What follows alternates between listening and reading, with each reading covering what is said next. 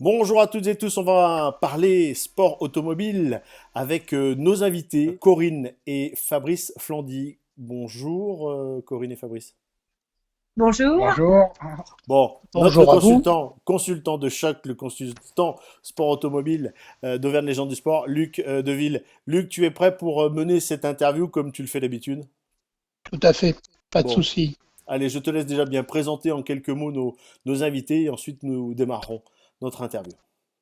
Bon, bien aujourd'hui, nous allons coller à l'actualité. Et on est confinés en famille.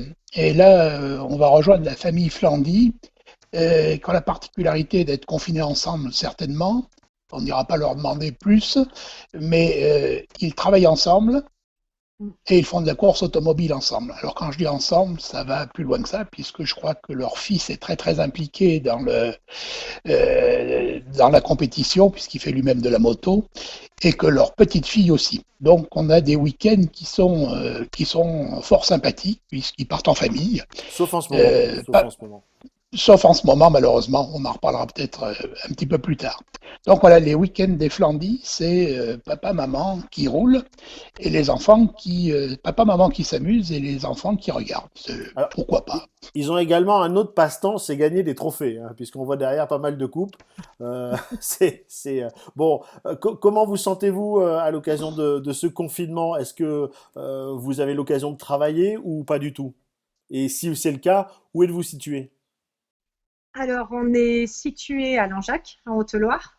Voilà, donc on a un garage automobile, on a un garage Citroën, et donc on continue de travailler pendant le confinement, parce qu'on fait de l'assistance 24/24, 7 jours sur 7. Donc on continue de travailler en assistance, même si on en fait peu, on en fait toujours quelques-unes.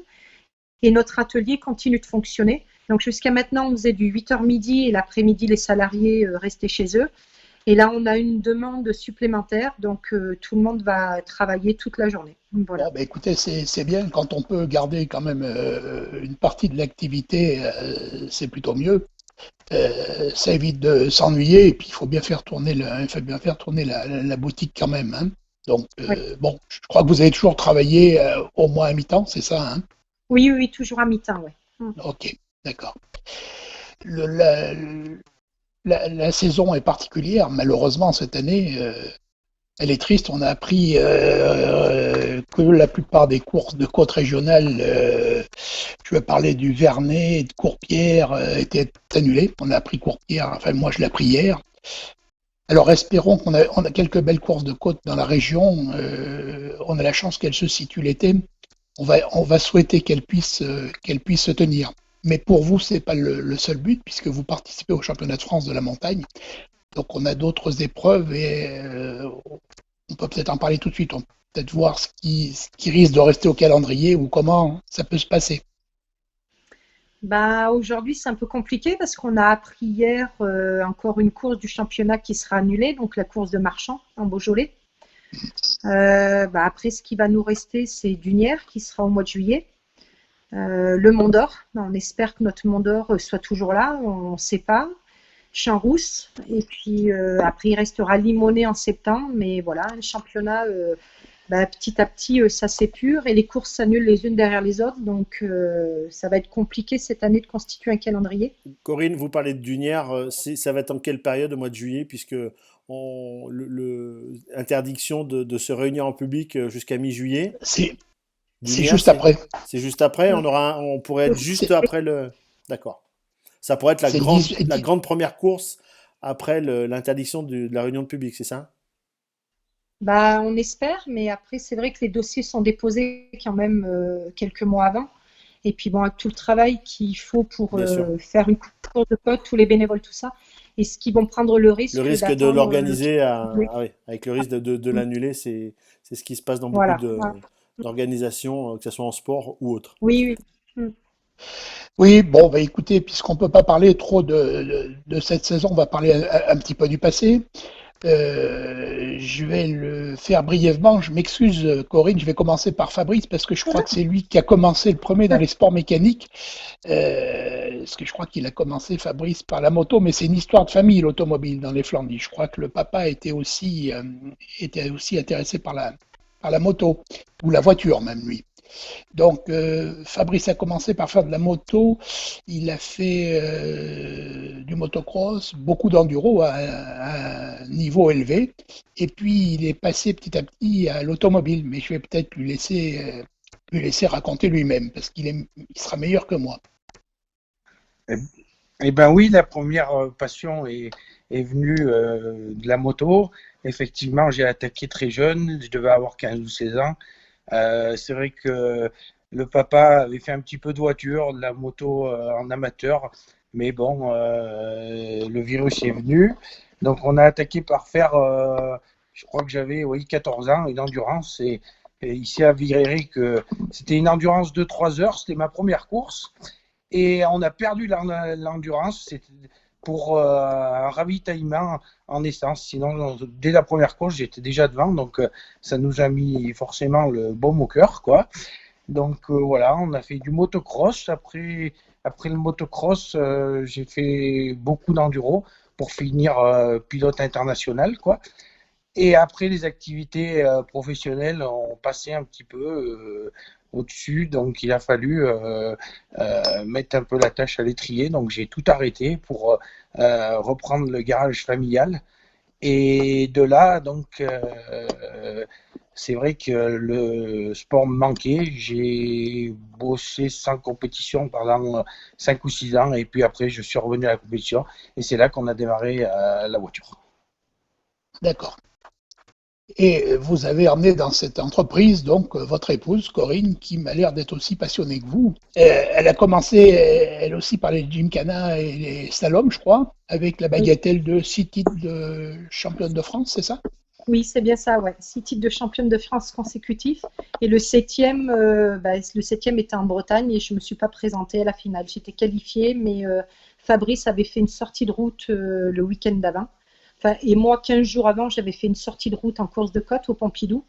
Donc, j'avais du mal à remonter dans la voiture et j'ai pas voulu me présenter à la finale des slaloms. Voilà. Vous basculez, donc Fabrice bascule à la course de côte, donc avec des monoplaces à moteur de moto, comme ça l'a pas dépaysé complètement.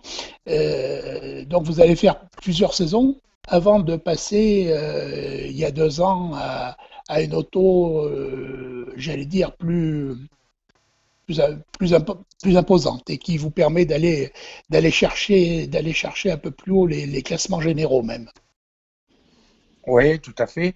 Avec les voitures en moteur de moto, on s'apercevait que sur des épreuves un peu plus longues, en championnat de France, que ça devenait un peu plus dur à aller chercher les podiums. Donc c'est là qu'on a vendu les voitures en moteur de moto et acheté des voitures un peu plus adaptées, quoi, à des prises de vitesse, on va dire, surtout plus importantes. Parce qu'en régional, on tirait bien notre épingle du jeu avec les moteurs de moto. On arrivait à être sur le podium quasiment tous les week-ends. En championnat de France, du fait qu'on prend un peu plus de vitesse, comme des courses comme le Beaujolais, qu'on arrive à prendre 210, 215, et ben là, le moteur de moto, il moulinait un peu, quoi, on va dire. Donc c'est pour ça qu'on est passé à des voitures à moteur de voiture, quoi. Oui, parce que les épreuves sont plus longues, sont des routes plus roulantes, avec plus de grandes courbes et elles sont souvent plus larges. Donc, effectivement, ça va beaucoup plus vite. Ouais. Alors, notons quand même, avant de passer à la période actuelle, que vous avez, me semble-t-il, remporté plusieurs Coupes de France dans les années 2015, 2016 et peut-être bien 2018 aussi. Eh ben oui, si on parle, on est 2020, donc en 2018, avec le moteur de moto, j'ai quand même été vice-champion de France du groupe DE. Je me suis fait battre à la dernière manche, donc c'était une sacrée performance. Je me suis fait battre par une Formule Master, c'est donc la voiture que j'ai à l'heure actuelle, quoi. Ça s'est passé juste à la dernière montée, donc on y croyait dur comme fer, et puis à la dernière montée, on a dû se faire taper pour 2 ou 3 dixièmes, quoi. Et donc C'est on la est loi de la course. Ouais, voilà, tout à fait. Par contre, en 2019, on est revenu un peu plus fort, quoi, hein, avec l'envie de gagner, forcément. On a fait un début de saison très très compliqué. On avait démonté la voiture complètement durant l'intersaison. C'était une voiture qui venait du circuit, donc pas du tout adaptée à la course de côte, donc il fallait la mettre au point. On l'a démontée. Les premières courses, on s'est planté avec des amortisseurs. Donc, on n'était pas tellement dans le rythme. On a travaillé. Et en milieu de saison, on est revenu dans le rythme des meilleurs. pour finir à la finale de la Coupe de France, de gagner la Coupe de France.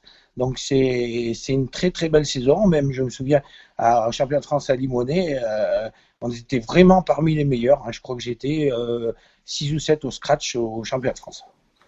Votre Belle palmarès, vous avez performance. combien de victoires? Combien de podiums? Combien de victoires? Combien de podiums, on va dire sur le plan national, 2-3 titres. Après, en régional, j'ai gagné la Ligue plusieurs fois et dans la saison, on arrive à gagner quelques courses, on va dire. Quel est votre meilleur résultat, votre plus beau titre? Titre de Le champion Mont de d'Or. France? Le Mont d'Or? Le meilleur, c'est quand même le titre de champion de France l'année dernière, quoi. Quand on va à la remise des prix de la fédération, c'est quand même une sacrée satisfaction personnelle, quoi. Après, il y a des bons moments à retenir, comme le Mont d'Or, finir Oui, sur une le belle podium. perf au Mont d'Or. Hein, Ouais, des une très belle belles perf pertes. au Mont d'Or. Finir sur le podium du groupe des formules avec un moteur 1300, d'ailleurs que j'ai encore le record et je pense qu'il est quand même planté pour un moment, le record. Donc c'était vraiment une belle Et place. alors, parallèlement, Corinne est arrivée dans le grand bain de la course de côte. Ça a tout de suite bien marché quand même. Hein, Corinne, on peut le dire. Ouais, Ouais, c'est un si. peu plus compliqué maintenant au changement de voiture parce que j'ai eu un peu de mal à m'adapter à ma nouvelle voiture. Mon rêve de formule, c'était d'avoir une Tatus FR et de rouler dans une Tatus FR.